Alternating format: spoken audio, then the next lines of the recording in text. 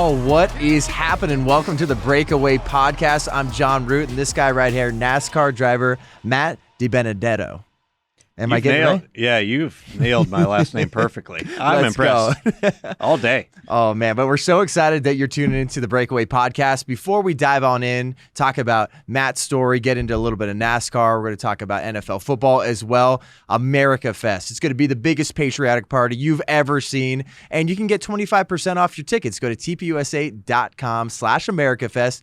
Promo code John. If you type that in, it's no H. Don't do it. Yes. No H in that. Jon. Jon.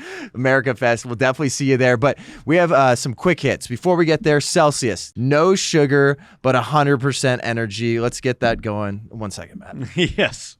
Rightfully so. Oh, baby. All right. Let's go. Quick hits. First off, Aaron Rodgers. He is the leader of the pack. Pun intended. So he's not going to be playing in Sunday's game because of COVID protocols. And because of those COVID protocols, he said earlier at a presser that, hey, I'm immunized. And then I think a lot of media members took that as, oh, he's vaccinated. And I think now media members are pissed because they read into it too much and they thought that meant vaccinated. Oh, I didn't know that. But he's not playing this game. I think he duped all these media members because guaranteed every single one of his coaches, all his teammates know that he's not vaccinated. But he didn't follow the protocols at all. He's not wearing a mask on the sideline. And all these rules are just ridiculous in the first place, in my opinion, in the NFL. But now you have someone like Stephen A. Smith. He's back, the big talking head from ESPN. Not only is he calling Aaron Rodgers a liar, he says he should basically get fired. Shocker. Yeah, no one should be shocked about that at all. But also, little baseball news, Buster Posey is retiring. So are you a big baseball guy? Ooh, it's my sister, brother-in-law, and my nephew are very big Buster Posey fans. Yeah. So I'm an Oakland A's guy. I love the A's. Obviously, the Giants have found a little bit more success recently, and they've had some incredible teams. Even this season, what they were able to do, they basically got like almost 30, 40 more wins than they were projected early in the season. And someone like Buster Posey deserves all our love and respect. Happy retirement. One of the best catchers I think we've ever seen in baseball. Let's get into you, though. Let's dive into a little bit of NASCAR. So part of the NASCAR Cup Series. And coming up later today, you have the finale for the Cup Series here in Phoenix. And you got a nice little connection in Phoenix, too, because your first NASCAR Cup Series race was in 2015, right?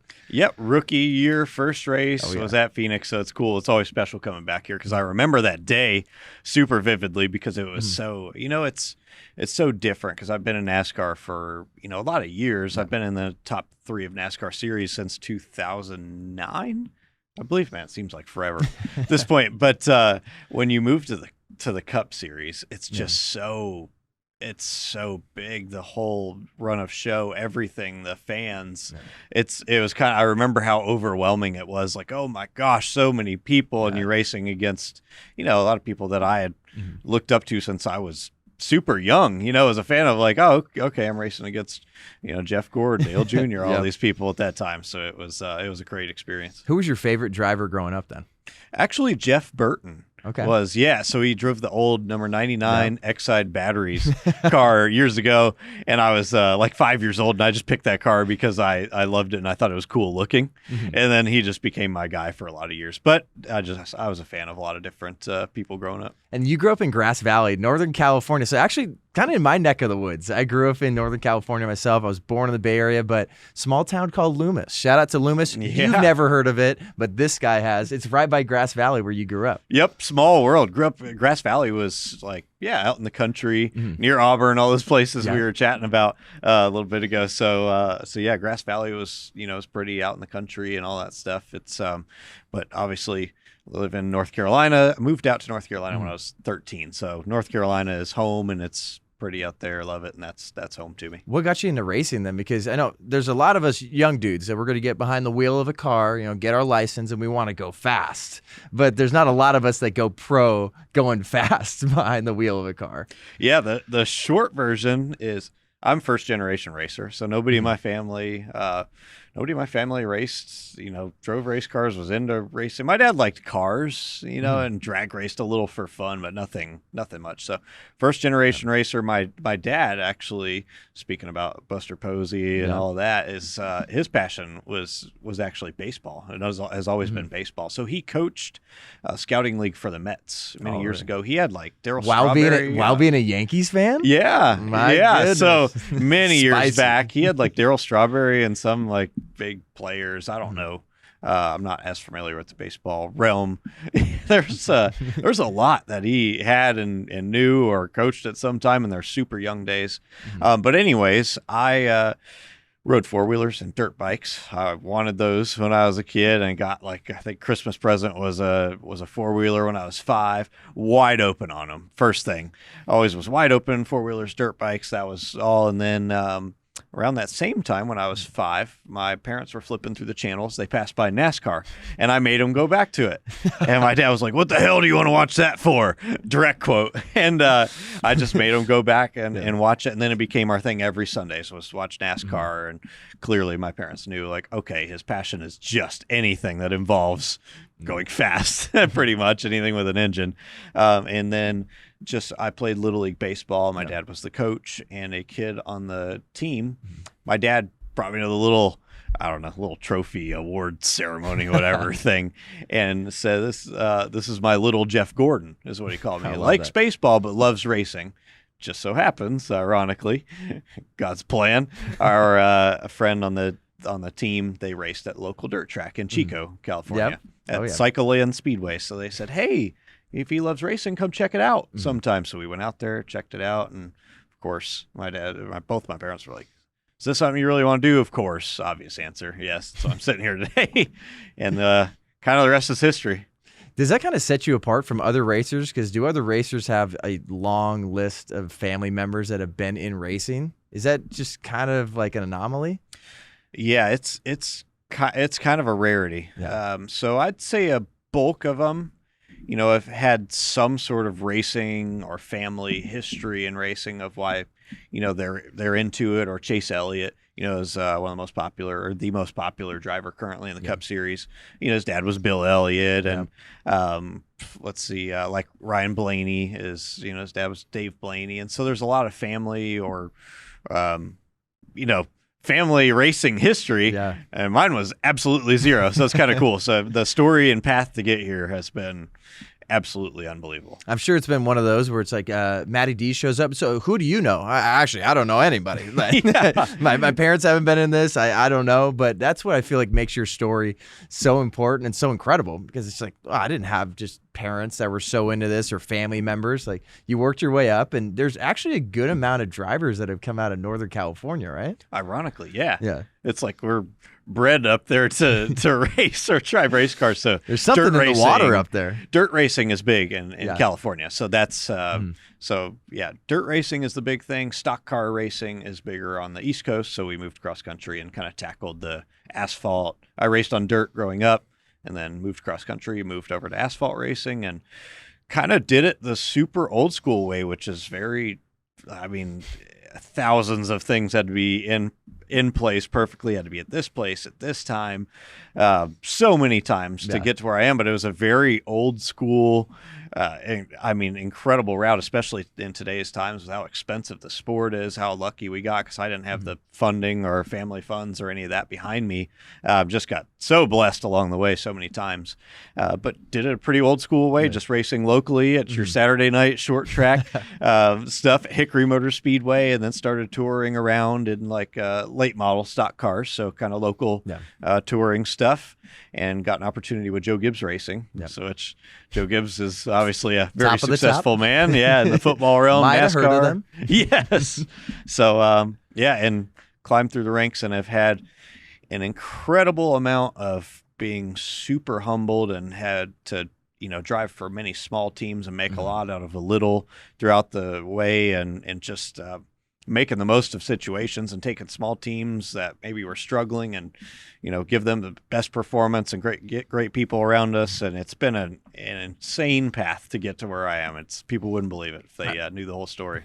Before we dive into this Cup Series finale here in Phoenix, let's go, Brandon. We got to talk about it. I know we could talk about it until we're blue in the face. But I think that's another thing that put racing on the map. Because someone like me, I don't really watch racing too much. I do enjoy it. The Sundays that I have watched NASCAR, it is fantastic. And I would be terrified of being behind the wheel there. And I'd probably get mad because people don't use their blinker. It would kind of feel like the Bay Area traffic once again. I'm just, use a blinker. Come on. You're running into me. But Let's Go Brandon took off because an Xfinity Series racer, Brandon Brown, who was having an interview, had a big time win there. Clearly emotional, interviewed by NBC, and then there's chanting in the stands. And it is not a Let's Go Brandon chant. It's FJB. And I think they must have just freaked out, right?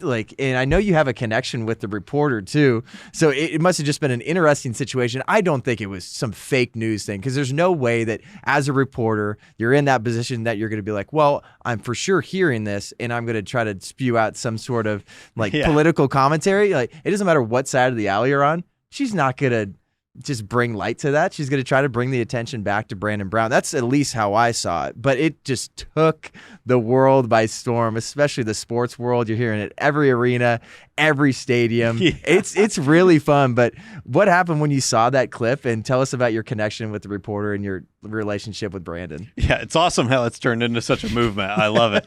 But yeah, so I know Brandon Brown, and Kelly Stavist is the reporter that was doing the interview on the front stretch, and she does a great job, by the way. Yeah, she's awesome. Mm-hmm. Yeah, she's been a long time, really, really good friend. She's super, super sweet. Mm-hmm. But I talked to her the next day because that was the Saturday race in the Xfinity Series, and I was on Sunday, so I saw her on Sunday on race day. I talked to her for like a half hour.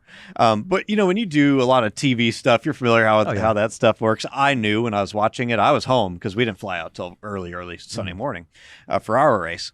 So I'm home. I'm watching it just as a fan, basically, and I'm watching and I see this happen. Then you start hearing the FJB chants in the background, and then I heard obviously her say, "Oh," and the crowd's cheering, "Let's go, Brandon!" And I was like, "Oh my gosh, this is gonna be big," But I was like, I know what, and I know Kelly personally. Yeah. I was like, I know what happened, because when you're doing the TV stuff, you have somebody, a producer in your ear, talking to you, counting you down, telling you things. And obviously you got all that on, and then you just hear a noise, and then the emotion of Brandon winning that race, all that stuff.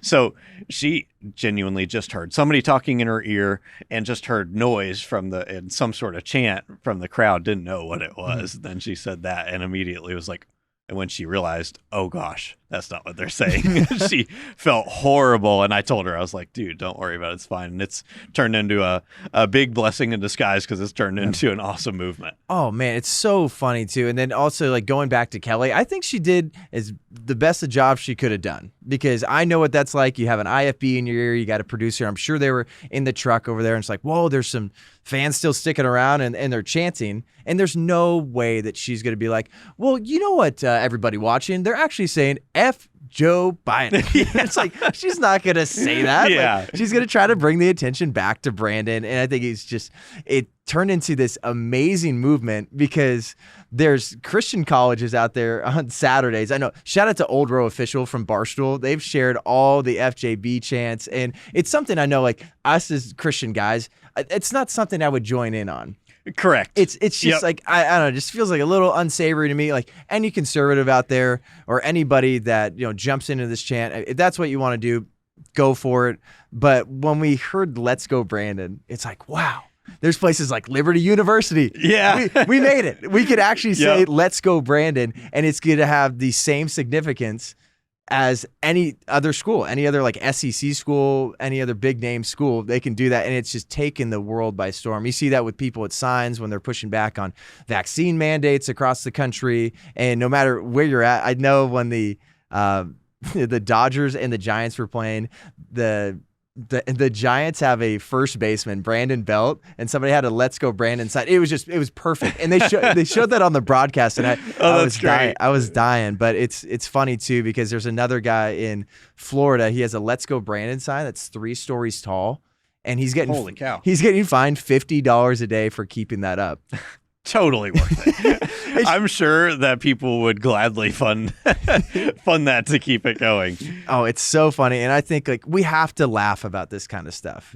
We 100%. We really, really do. But talking about this NASCAR Sprint Series race, so that it's the Cup Series finale here in Phoenix. You obviously have that special connection. How are you feeling going into race day? And, you know, because this is big time for you. And I know with a race like this, you got maybe 4 or so drivers that are near the top that can get to the top of the standings. And then you got other racers out there that are kind of, I would probably compare it to, you're at the end of a baseball season, 162 games, you're end of like NBA season, and you could play spoiler.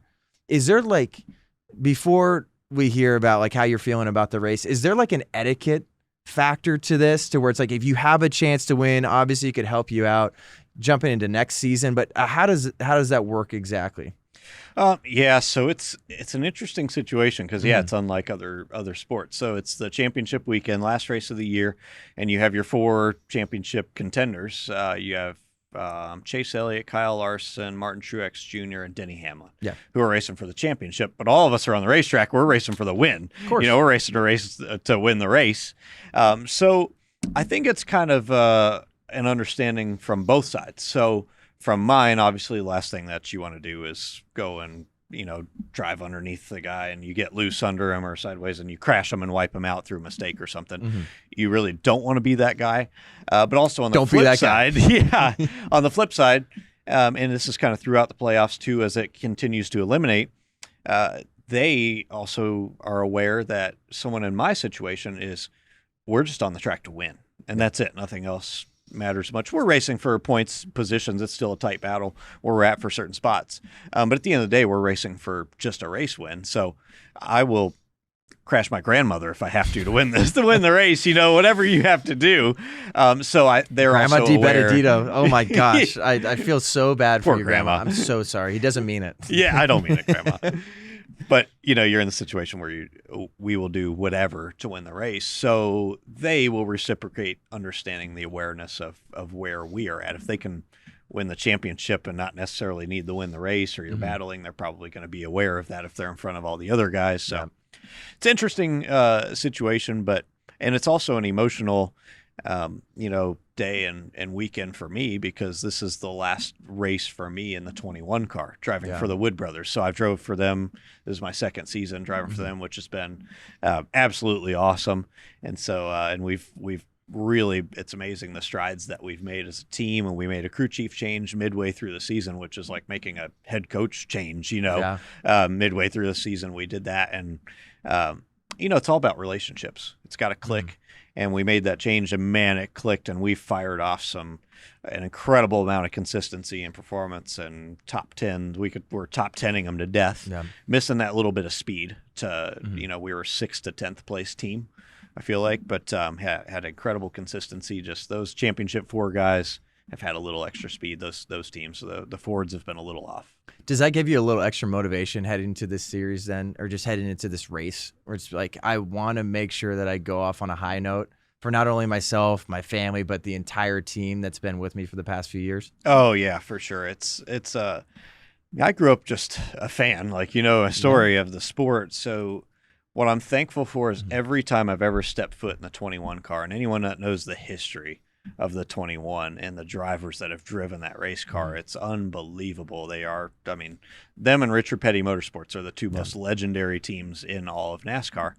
And so I'm appreciative that every single time I've stepped foot in the 21 car, I've never forgotten in my head, when I walk out to the race car and I get in, I never lose sight and take for granted that that's my name above the door of one of the most legendary cars and teams in NASCAR, and that I'm driving the 21, and it's been super cool.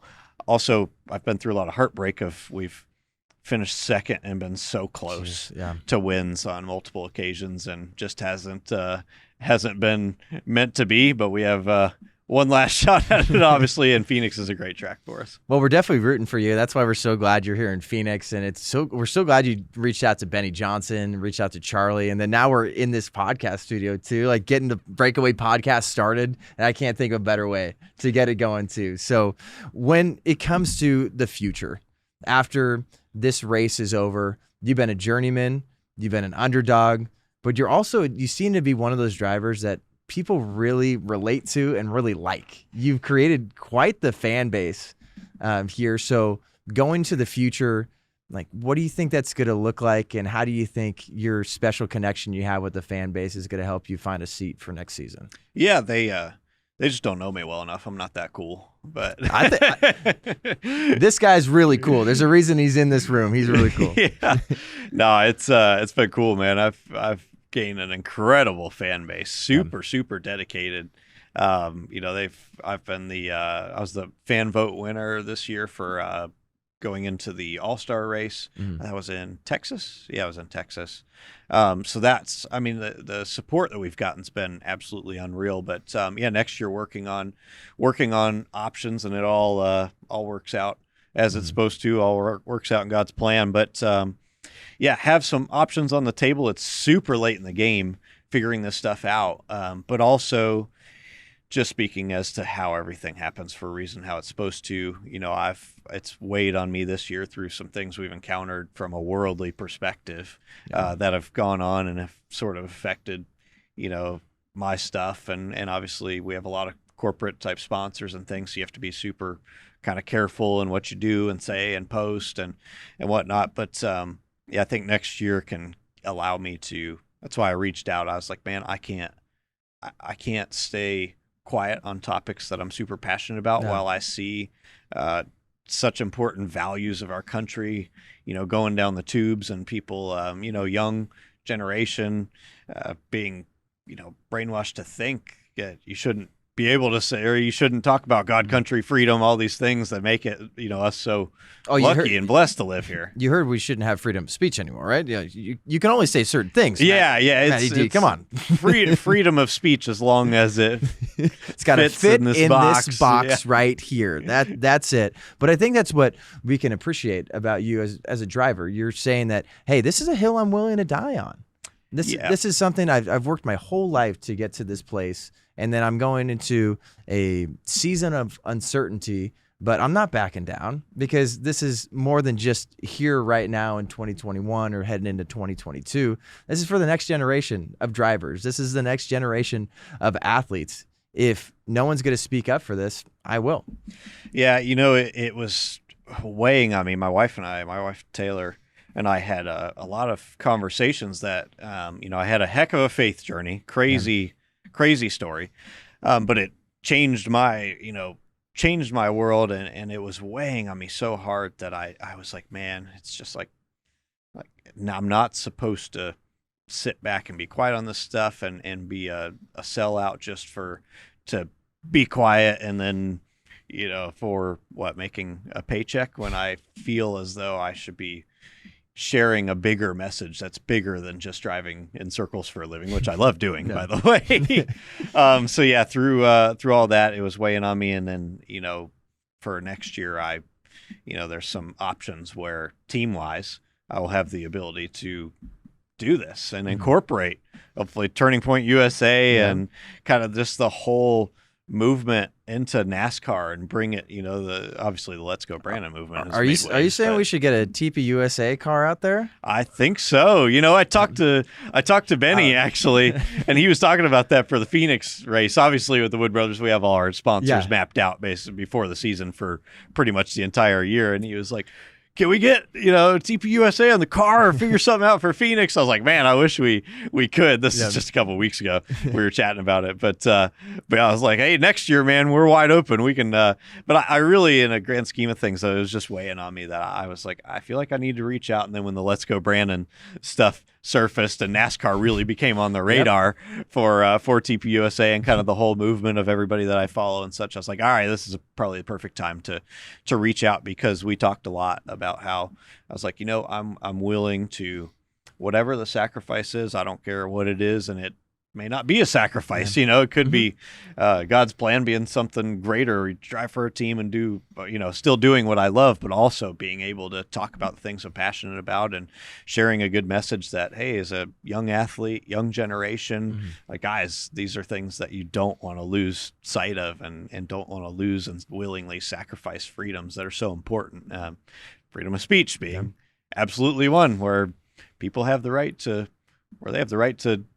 bash us for crazy for talking about what we're talking about. Hey, I still advocate for your freedom to do and say whatever it is that that pleases you. Yeah, and you've posted that on social media too. Before we dive into that a little bit more, and then I do want to hear about your faith journey too. I think that's important. I'm a man of faith myself. Would love to dive into that. A lot of people want to know, what kind of car do you drive on a daily basis, and what's the fastest you've ever gone in a non-NASCAR?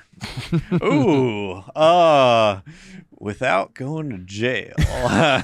No, I drive right now an F-250 Tremor diesel truck. So so I got my big truck. It's on wheels and tires, windows tinted.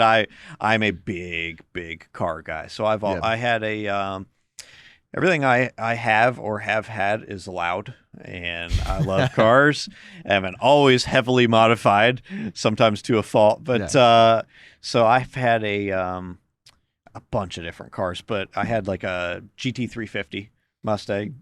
And that was, and I had headers, full exhaust on it, so I'm loud and obnoxious everywhere, and that thing screamed, turned a bunch of RPM. It was a lot of fun. There's Matty D. You can hear him from a mile away. My company vehicle was a Mustang, a brand new Mustang GT, so that was a pretty fun company vehicle to have. Then I moved to the truck. My favorite car of all time, 67 Mustang Fastback. If I could get a baby blue one with white racing stripes, I could die happy. Oh, that's that is an excellent choice. So I've had a lot of vehicles. I raced for Ford, so I've had a lot of Mustangs. I also I'm actually about to sell it, but I have a 2015 Lamborghini Huracan.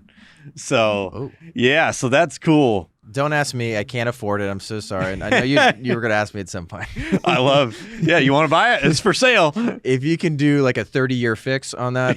Yeah, perfect. I was like, I love cars, but I just got to the point where it was like, does this pass the do I really need it test? Not really. And we're kind of simplifying some things because, just what do you really need? And it is amazing, speaking of faith, which we'll dive into in a bit, how much that changes your perspective on materialistic things. Before we get into faith, I got one more question. What was your dream car growing up? Goodness. Had so many of them. I don't even know. I have to just pick one. Because I know this question's always kind of like, oh, what's your favorite movie? Where it's like, there's so many genres. Like, how am I supposed to choose one? You know what's funny? I'm going to be honest. I've never had one in particular because my car passion is such a wide variety. So I'm going to give you a great example of how wide of the spectrum of cars that I like. So I have the Lamborghini Huracan, which is super cool, and it's got exhaust, and it's lowered and wrapped and on wheels, and all kinds of stuff done to it. It's obnoxious. It's a head turner. Yes, sure. Yeah, you don't fly under the radar, but selling it though. So that's an exotic. I also have my Fast and the Furious car, I call it. I have a 2006 Evo, so Mitsubishi Lancer Evolution Evo 9, and it's like all built and runs on the 85 and all that stuff. And Gran Turismo, that's what I always picked. When I had that racing game, I was like, I'm getting the Evo. Yep. So I've got that, and that thing's it's super, super cool, actually, and it's really nice and in beautiful shape. So it's kind of like a modern collector almost. Yeah. And then obviously with Mustangs, and that's where my passion is more in like the muscle car era, old classic cars. I would love exactly what you just said, car-wise, but then I would love a resto mod too. So then you kind of get the new car driving experience, but the old car along with it. So loud American V8s is probably where my heart lies. Amen. But let's dive into your faith journey. So how has your faith just impacted your entire life? It seems like your foundation, the way you're talking, your riches are in heaven. They aren't here on earth. So how's that affected you and really been an inspiration to everybody that follows you? Yeah, I've had an unbelievable journey, and I have a lot of great people that have been a huge impact. I think the best way for me to summarize it is I can give you the maybe 5-minute condensed story, if that's that works for me. Okay. This is probably the easiest way to do it. So my wife Taylor, she grew up in church and has always had strong faith, but ever since I've really came to my faith and had my journey. It's amazing when you live your life for the Lord, how strong both of our faith has grown and how much it's changed our relationship and our lives. But anyways, so pertaining to racing, our whole life has been about racing first, racing before your wife, racing before, basically a strong work ethic where that comes first, before race, before God, everything in the world, you name it.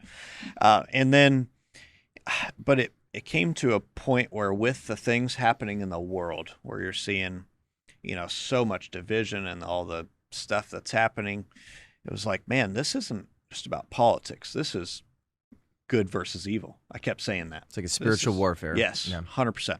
I was like, this is much bigger than that. And then, you start to pull your perspective out and be like, well, history repeats itself over and over and over and over and over again. And like, it's not that I didn't know these things. It's just when you pump the brakes on everything and realize, hang on, I'm living my life centered around racing and only racing. And it's like our whole life's dream and goal is win a cup race. Doesn't change my goal and desire. I have a burning passion for that. Of course. But it's like, what happens after that? Then what? Is your life just complete and you're done and you're like, okay, I can die now. Okay. So I started to pump the brakes, think about that. And I was realizing I'm living the highest of highs and the lowest of lows. And if things don't go well, you're just like on, I don't want to say suicidal mode, not to that extreme, but you're just so down. Yeah. And if something great happens, there's a depression to that moment. To it. Yeah. There's no perspective and there's no balance. So I started to realize that and realize the heartaches I'm putting my wife through and, people around me through the emotional roller coaster of this journey that I've been on racing, seeing the things happening in the world, and my father, not ragging on him in, just a way of, it was, it kind of scared me, is that he's been through some mental health battles big time. And he's always lived his life, highest of highs, lowest of lows, and lived his purpose through like wanting to, because, I'm his son, wanting to see me succeed in racing. And if things don't go wrong, he's literally would go darn near suicidal and all these things. So had to pump the brakes on everything, and the things happening in the world were really bothering me. I was like, I need to ask this is a case of good versus evil, which you're calling, talking about spiritual warfare happening much bigger. So I need to pump the brakes on it all. Started just asking life's questions. And like, I'm not okay with just this emptiness of, okay, yeah, you win a race, then what happens? All right, then you win more races, then what happened? Then what? You win championships, then what? It's always, at the end of the day, it's just temporary. Yeah. It's all temporary happiness. So long story short, pumped the brakes on everything. Asked a lot of life's questions. Michael McDowell won the Daytona 500 this year. He's a very strong man of faith, and I'm going to be honest with you, every time I talk to him, I'm the type of person that has to know. It's not that I didn't believe in God. I did, 100%, but you just kind of like, yeah, I believe, and then you just go on, but racing is everything, and all these worldly things, that's everything. And you still reject him out of your life. Even if you believe in him, that doesn't mean anything, or it doesn't mean much. You're still rejecting him out of your life. So I was asking Michael McDowell, I asked him one day, because he's on the same page as far as worldly things and views and what's happening in the world. It's like, how do you cope with this stuff going on from a faith perspective? I want to know. He said, well, he's like, yeah, it's frustrating. It doesn't make it easy. It sucks. But he was like, but at the end of the day, it's all temporary, and I know who wins in the end. Amen. And so when he said that, and every time I talked to him, it drove me crazy. I really feel things from people. And I knew it would drive me crazy. I knew that he knew. When he said that to me, it was like God was speaking through him directly to me. It's like a Holy Spirit moment. Yes. Right? Yeah. And it drove me crazy because I was like, this man knows what he's saying. He doesn't just believe it. Like, he knows 100%. I was like, I got to get there. I got to ask these questions. And I was digging in hard, digging into, in the Bible, watching videos, asking questions, all this stuff. And so anyways, through this time too, I'm going to summarize this and get to the end part. No, this is all good stuff. I love it. Yeah, it's a crazy story, so I don't want to miss some of the big points. But got to close to the end of my story here. I was at this 99% mark through all this. I dug in. I'm a super all-in personality to a fault sometimes. I was all in for months, just digging in. I said, you know what? I'm not okay.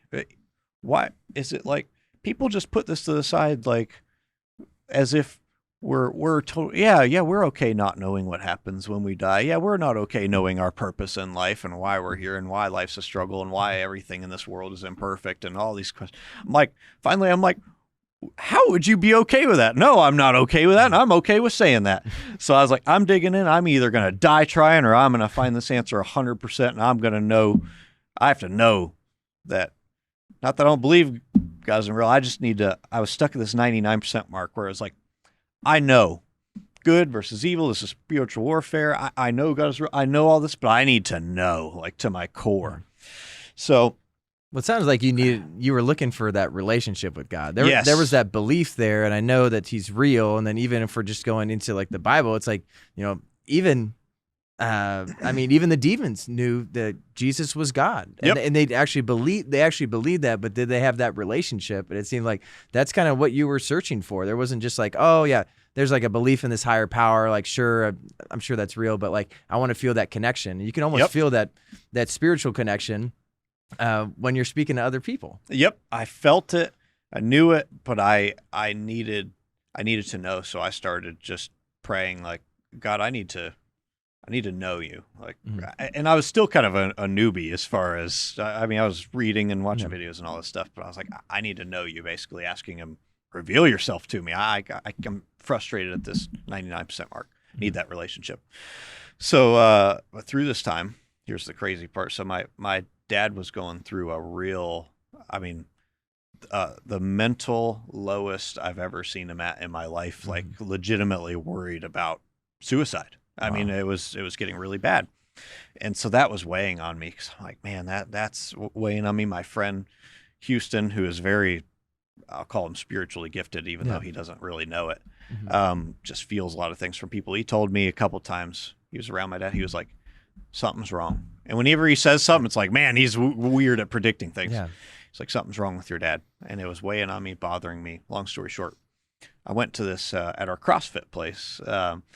They do this thing called Faith Fit. So this is the Thursday before Sunday is when my moment happened. Oh yeah. It's Thursday. Go to this deal. We do a little workout, and there's a devotional after. Great friends of ours that were inviting me to this. And I was like, I need to start going to this because these are great people and I'm digging into this. Okay. So you felt filled up when you were going there. Yes. They're all great people. And I was like, they're all pursuing me for a reason. I need to go. So I start going, went to a couple of them. And you'll like this, because the message was, they showed the Tim Tebow John 3:16 story. And so I watched that, and after I watched that, I'd never watched it. I had kind of maybe heard of the story, but didn't really know or ever dig into it. I watched it. I was dead freaking silent afterwards. And for the next few days, it drove me crazy, because I left and I'm like, there is no human being on the world that could tell me that that story, that's all a coincidence. He threw 2 years from the date where he wore John 3:16 under his eyes. He throws for, average yards or whatever for completion were 31.6, 3.16, your average yards rushing on 3rd and 16. It was this, and time of possession was 3.16. The ratings were 31.6. Everything for the whole game was 3:16. God's a funny guy. Yes. Unbelievable. Working in an incredible way. And so, anyways, I was like, there's no way any human being could tell me that's a coincidence. No freaking way. And fast forward, we raced Dover that weekend. And my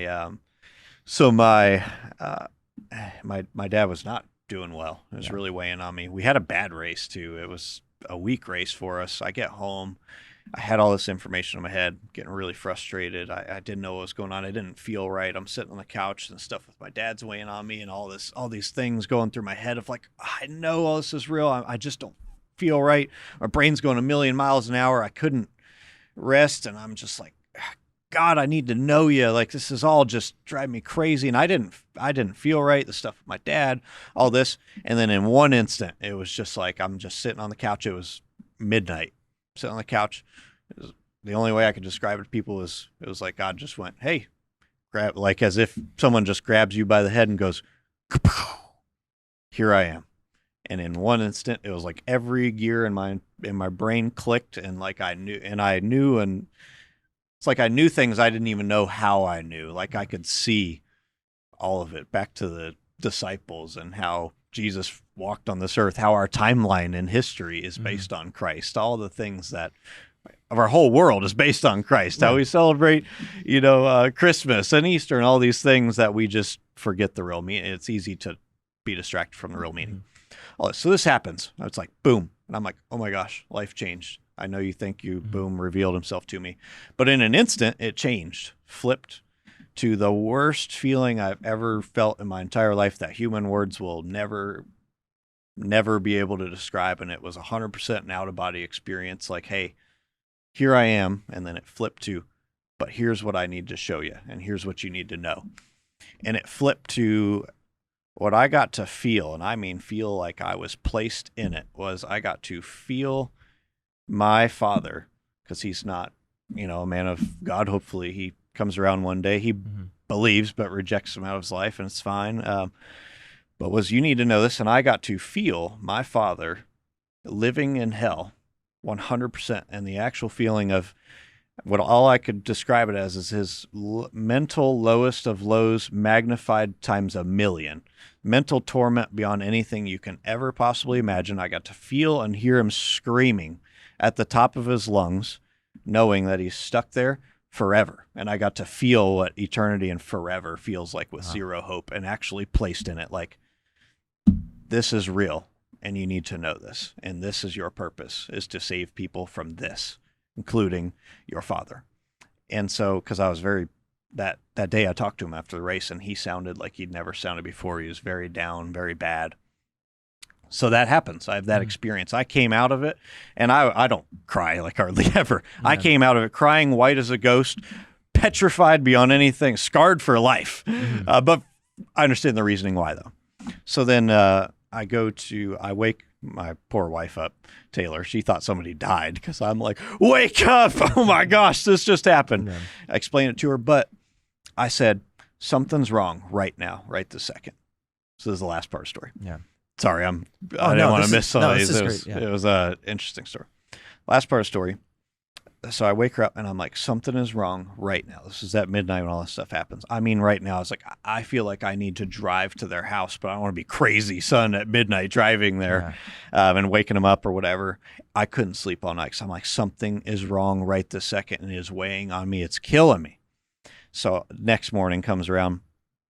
I call my mom, because my dad was actually at our new house that we just built during the building process. I call my mom, and my mom's always lives in la la land, happy-go-lucky, whatever.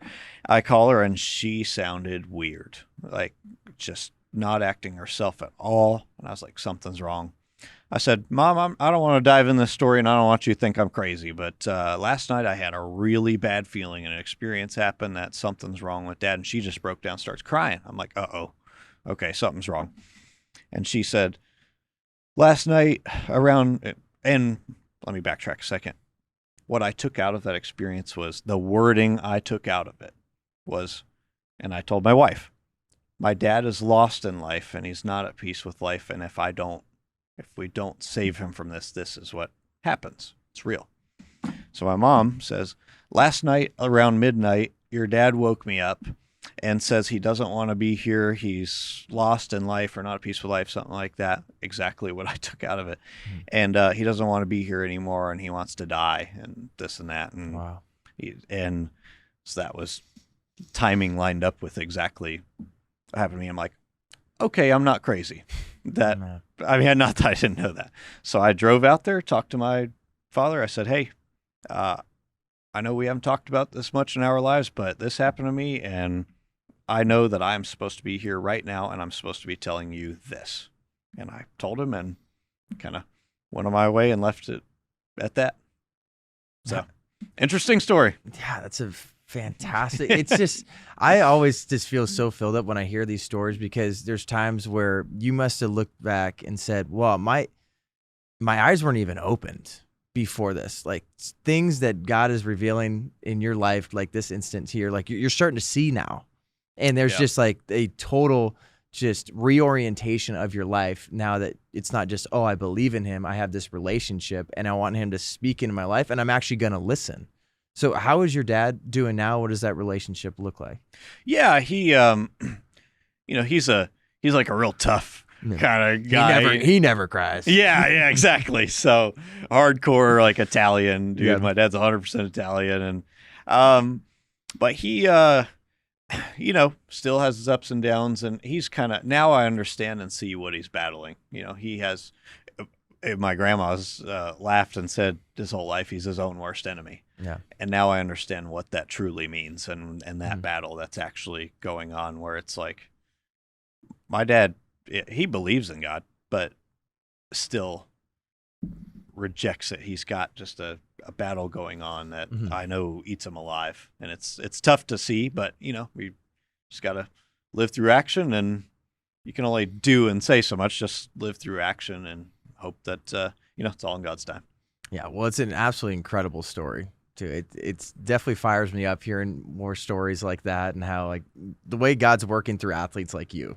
And people have to realize too that athletes have everyday lives. They got relationship with their parents too. Those are difficult, and there's difficulties in life and relationship issues you got to work through. It's just like Matty D here. It's just like that. It's a struggle. It's not only a struggle on the track at times trying to figure that out, but there's times that like real life stuff people need to know about. I'll show you. So I'll go back to, I have this saved.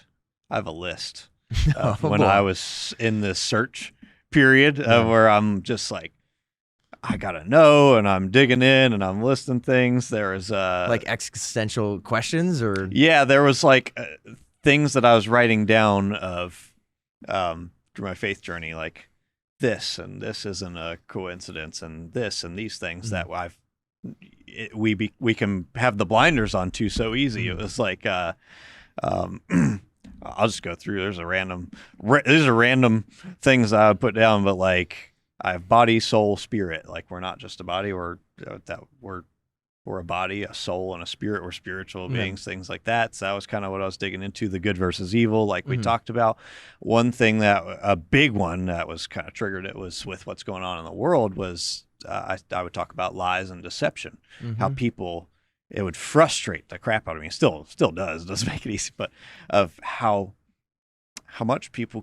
far people can be deceived to being convinced that, oh, America's racist and horrible place to live and this and that, and trying to get people to take free, like that stuff would drive me crazy. So that was a big one. History repeating itself over and over and over and over and over again. Why does it do that? What is it? It's just a battle of good versus evil and a clash, and it's, just the way of our world. This was also one, does Earth feel like home? Would anyone want to be here forever? I wouldn't. Yeah. Sure doesn't feel like home to me. It's like but if you're scared to die, but you don't want to be on Earth forever. Whereas, that was one of the empty feelings, listed how human beings are broken. We're all broken. We're all imperfect. It doesn't matter, Christian, not, we live in an imperfect world. I was writing something down about the God working through people. Also the devil working through people. It's the world we live in. Through the Holy Spirit. The free will to choose. We have free will. We're not robots. We're not just puppets up there. No, we have free will, so we can have the free will to choose. And that's where Eric Almirola, actually, driver of the 10 car for Stewart Haas Racing, told me an awesome story about free will. He's like, when you have kids, you'll really understand to another level. He's like, you have kids, them little things come out with freaking demons in them, and they're little bastards sometimes, and they do things that make you just want to go insane. That is as not a parent. God.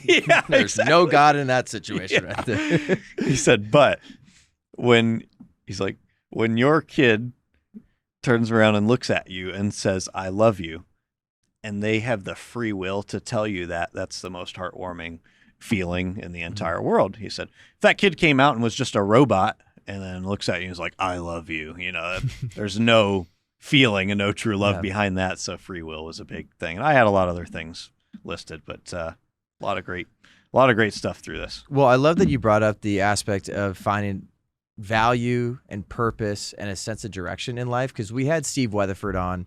He was a punter for the New York Giants, Super Bowl champion with Eli Manning, had a very successful career, played over a decade in the NFL. But he was saying when he won the Super Bowl, everyone always dreams of that. You dream of just winning the championship in any sport you're in. And I know for me, it's like I played football in college. I always dreamed of making it to the NFL. And if I did, I would have loved to win a Super Bowl. But Steve brought up, he had this overwhelming sense of depression that he was starting to feel like, well, like this isn't giving me the fulfillment I really thought it would. And football has provided me value, but I'm looking for eternal value. And it was so impactful to hear that from someone that's had a successful career. He was the fittest man in the NFL. And then someone like you, where it's like, I'm not feeling fulfilled. I've made it to NASCAR, the top of the top in racing, and I just don't feel that anymore. And I think that's so important for people to feel, especially this idea of we come out of this pandemic and everyone's doing everything they possibly can to try to avoid death. We want to live long lives and we want to be with our families. And people have dealt with a lot of really difficult situations during the pandemic, lost loved ones. And while they were losing loved ones, they weren't able to visit them in the hospital. But we have to know that this world is not our home. Yep. It is not. And if you're going to try to find all this value, purpose, and direction inside of the world, it's going to be fleeting and it's going to leave you feeling empty and broken and keep you there. And at the end of the day, when you're facing death and you realize you're not going to be thinking about that race I won or this money I made or this car I bought. You're not going to be thinking about that. You're going to be like, oh my gosh, what now? It's such an empty feeling, even when you may think that you don't realize it or you think that you're okay. It's interesting, and it doesn't matter. The awesome part, probably one of my favorite parts of my, just understanding is the balance of life and perspective, is that it's not about how smart you are. It's not about how much money you make, not about how successful you are, none of that. It's only about your heart. That's it. And that's, it's being vulnerable and about your heart and opening up and, accepting the Lord into your life. And it's amazing. It doesn't matter if you drive race cars for a living or have $1 billion or what, it doesn't matter. All that at the end of the day is still just, it doesn't mean you don't strive to be successful or, give yourself, your family, great lives, things like that. It's just understanding that this world, like you said, is not your home. And I'm blessed to be able to know it as I'm at fault and all in personality of having to know factually. I have to know things factually. I'm blessed to be able to know it factually like this. Although I got to find it out from a very life scarring way, maybe I'd like to know a little more on the other balance, but it gives you a perspective of knowing like this is not home and what your real purpose here is at the end of the day.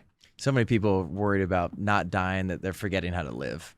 And I think that's something I definitely took out of these past few years. And hopefully that's something that your followers feel from you too. And then anytime you give a press conference or anything with NASCAR, hopefully they're seeing some sort of light in you. And I want to get your take on this. So athletes that use their platform and talk about faith. Everyone's always going to think about Tim Tebow. Fantastic. Was always so strong. The first guy that people got mad at for kneeling in the NFL. Yeah, that's right. But Derek Carr, I feel like his response to everything that's happened with the Oakland Raiders right now has been unbelievably spot on and an absolute light in a lot of darkness. Because if people don't know the situation that just happened with Coach Jon Root, his emails came out that he was sharing emails back and forth with the president of the Washington football team. We can get into the weeds of how there's almost 700,000 emails, and they started this investigation, the NFL, into the Washington football team, saying there was a toxic workplace environment and there's employees. It said, this was a terrible situation for me. We need reconciliation, and we need the owner, the president, everybody in leadership to be outed for basically this toxic workplace environment. And the only thing we've seen come out of it is Coach Jon Gruden saying some unsavory things, stuff that we wouldn't normally say, but very locker room talk. And I think the thing we want to focus on here is Derek Carr's response. A lot of people want to absolutely crucify Coach Jon Gruden. You have people like Randy Moss on ESPN just crying and saying that I knew this guy was racist his whole life and his whole coaching career. But Derek Carr responds saying, I love the man, but I hate the sin, and saying nobody is perfect. Let's start opening everyone's emails and texts, and people would start sweating a little bit. The fact that he came out and said, hey, I'm not condoning this. This is not something that I would say. But, hey, let's take the plank out of our own eye here and stop making this guy out to be the absolute worst of the worst, and that the only way the NFL can end racism is by absolutely crucifying this guy. I think we need to look to more people like Derek Carr in situations like this. 100%. Tactful, purposeful response. Spot on.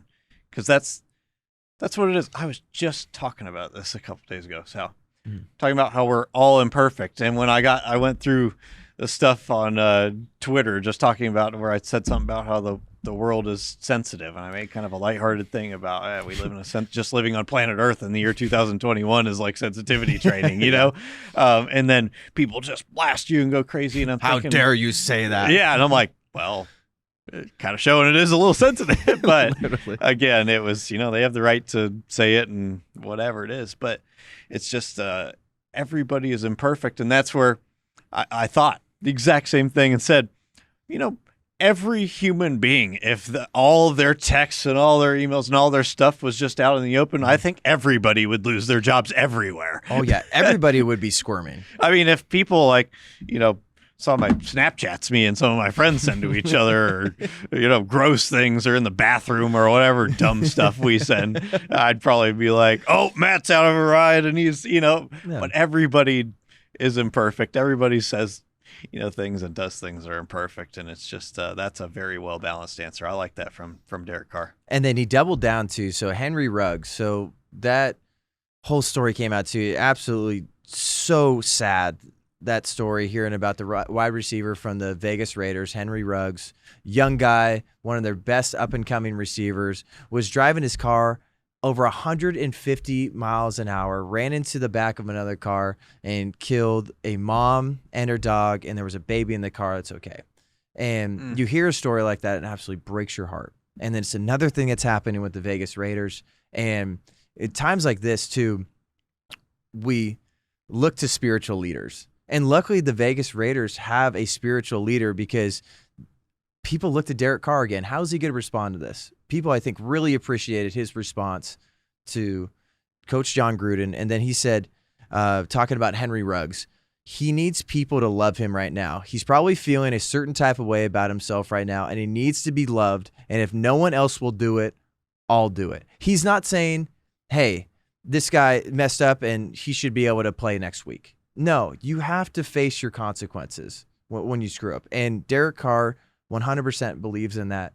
But these are times where you don't double down on your judgment on people. Yep. He deserves the consequences for driving drunk, being double over the limit, and driving recklessly, and ending somebody's life. But you hear a leader like Derek Carr, a man of faith, that says, right now, people will just love to absolutely just stomp on Henry Ruggs right now. But no, I'm going to love the guy. I'm going to tell him the truth. It's going to be a tough truth, but I'm going to love the guy. Yep. That is so perfect, and that is a leader that everybody could and should look up to.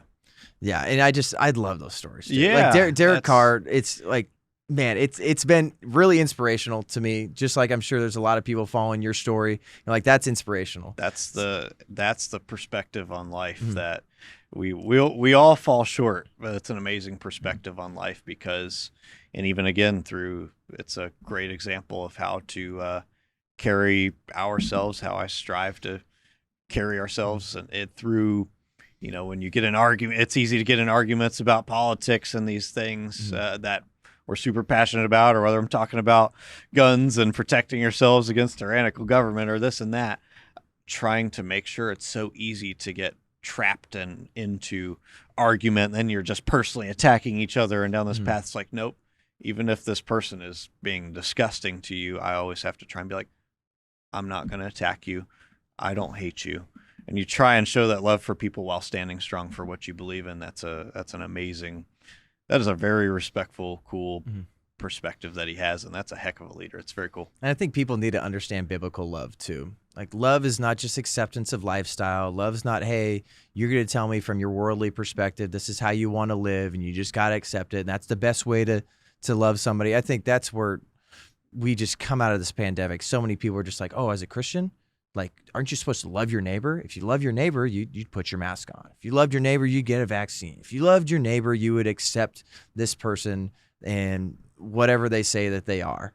It's like, there's a biblical love. It's uncomfortable. It's countercultural. And I think that's what Derek Carr is talking about here, where it's like, hey, this love is based in truth. I am going to tell him the truth, but there's going to be a love here that I think that's going to be way more important than what's happening in this world, and hopefully it's something that's going to affect him eternally. But I want to transition into NASCAR and the sport of NASCAR.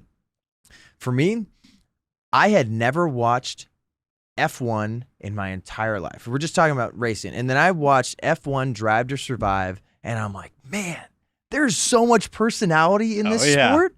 And there's so much money in this sport, the mechanics behind everything. It was absolutely fascinating to me. And I think the reason people are so drawn to F1 now is because they were able to show off these personalities, and not just show off the personalities, but the drama behind the sport. Yep. And I feel like that's something people need to see in NASCAR. And that's what I'd almost think, why doesn't NASCAR do some sort of series like this? Because people need to see your personality. They need to see the Denny Hamlins. They need to see the Kyle Busch, like, behind the scenes here. Like, give us that stuff. That's why, like, I was drawn to someone like Daniel Ricciardo. I'm like, I'm at this point where, like, I just like the dude. I don't care if he's on the Red Bull team, Renault, whatever it is. Like, he's a fun personality, and there's drama in the sport. So why has NASCAR not done something like this? Because I think it would, like, garner more of an audience. Yeah, I think actually they've been talking about it, in that F1 Drive to Survive was a real wake-up call of how much that gained interest from people that weren't even racing fans or didn't know anything about F1. So that's where I think NASCAR is super aware that, like, oh wow, that's it's a story to tell, because it is the same deal 100% behind what we do. And then some. It's unbelievable what goes on behind the scenes, and the battles of smaller teams and bigger teams, and the money behind it all. Same type of concept, the battles and the feuds and the stress behind it all and everything. It's an amazing story, and how much it's like football or the NFL, where we're like the quarterback, but you're nothing without all the guys blocking for you, running their, your receivers running their routes, the defense doing their job, your head coach calling right calls, everything. It's no different. It's just a little harder to see in our sport. There's tons of engineers, all the stuff that's going on behind the scenes that's leading into your calls during the race, how down to a science it all is. And the drama behind it all, and the stories to tell, and the personalities are awesome. NASCAR drivers have excellent personalities. So they're working on some of that stuff for sure. And I think some of the COVID stuff and protocols have made it a little more tricky, because then drivers are like, oh, well, we can't afford to be out of a race ever. So then are you going to be like, what happens if, like, oh, you're exposed to somebody, now you can't race? That can ruin your whole season, And so there have been some loopholes I think they're working through, but definitely they want to do it. And then behind personality, there's emotion. Like, we saw a lot of emotion from Kyle Busch. I know there's something that's a reason that you got off Twitter. You basically just talked about sensitivity training and just responded to that. What he had to say in that post race presser, saying the R word, it's not something we stand with. But outside of that, he was saying he wanted to beat the bleep out of another driver, and it's just like there's drama there, and there's emotion, and I feel like we can appreciate emotion in the sport, and I think that's what's going to drive people to sports more, and that's why I get so unbelievably upset about what's going on in the NFL and their new taunting rule. It's just taking the emotion out of the game. Like if you go and lay somebody out, I mean. There was times where I got laid out in football. Like when I jumped into college football, I was like, man, these boys are big. and they were taunting in my face, and I deserve it. Like it toughened me up. I had to go back, just wipe off the dirt and the grass, and just go back and then beat them up next play. And that's the beauty of football. It's the beauty of sports. And I think there needs to be more emotion and more toughness. Do you think you agree with that? 100%.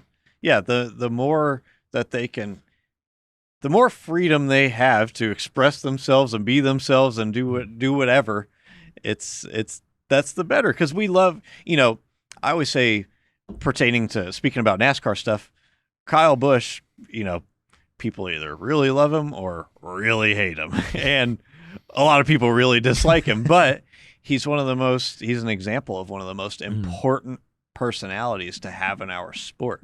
I'm like, hey, you can love him, hate him, whatever. I wouldn't aspire to be a Kyle Busch personality. That's not me. But I'm super thankful he's in our sport because he's one of the most important people, because we love, like, oh, Kyle's going to be pissed. What's he going to say? And you love, hearing that raw emotion, or if he's cussing a driver or pissed off. You need all the different types of personalities and being able to express themselves, however, not condoning saying, bad things or vulgar things or whatever, but obviously just being themselves. And if they let a curse word fly or whatever it is, just be themselves. And then the NFL side, you want to see just the raw emotion, because you have so much freaking adrenaline running through you when you're playing or when you're racing and all that stuff. Let them get it out. That's what makes the drama and the excitement of watching our sports. Yeah, because there's an aspect of sportsmanship, and then there's an aspect of we're men out here, and we need to show our toughness. Like you get your booty beat, like they got to let you know that's going to happen. And I feel like that's what I've loved about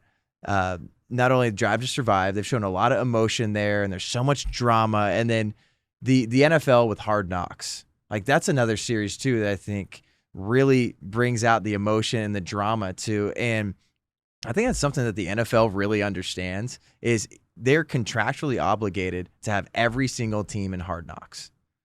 And I think from there, it's been great. The kind of content you get, I tune in every single season to that. I don't care what team it is.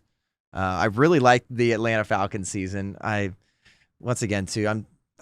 can't believe I became a Falcons fan. That was the worst decision I ever made in my life. Best decision is following the Lord Jesus Christ. But worst decision was being a Falcons fan. But you just saw that the NFL understood from a marketing standpoint that this is a really, really good idea. And I just hope that NASCAR gets into that too, because there's some people that didn't grow up driving. You weren't doing go-karting or anything like that, but you're just like, oh, I want to connect with Matty D, or I want to connect with Kyle Busch or something like that. And that's what you can appreciate in sports, because there's got to be the heroes, there's got to be the villains, there's got to be the underdogs, and people need to know those stories. Yep.